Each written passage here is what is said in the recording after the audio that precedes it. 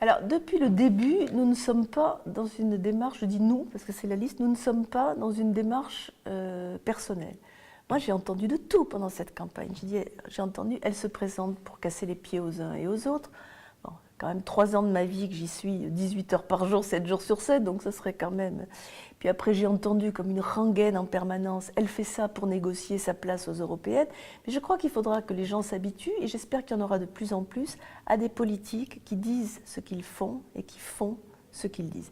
Moi, j'ai dit depuis le mois de février 2013, il y a plus d'1 an, si je me présente aux municipales, je ne me présenterai pas aux européennes.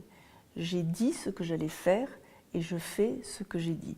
Et je pense que la politique gagnerait beaucoup s'il y avait un peu plus de gens qui tenaient ce discours et surtout qui le mettaient en pratique. D'abord, je trouve que c'est insultant un candidat ou une candidate qui dit « il faut voter pour un tel ».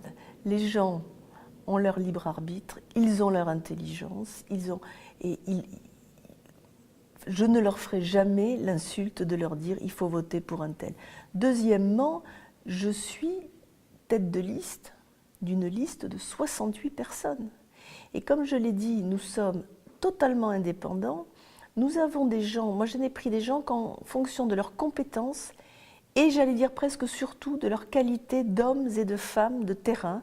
Nous avons pris des milieux socio-professionnels très différents, des milieux géographiques qui recouvrent Toulouse, mais je n'ai pas demandé à un seul de ces colistiers quelle était leur sensibilité politique.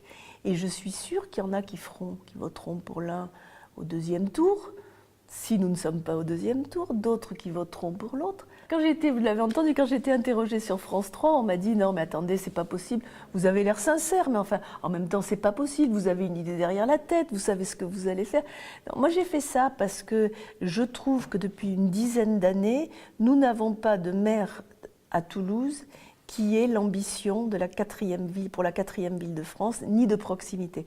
Donc je l'ai fait parce que j'y croyais, et puis voilà.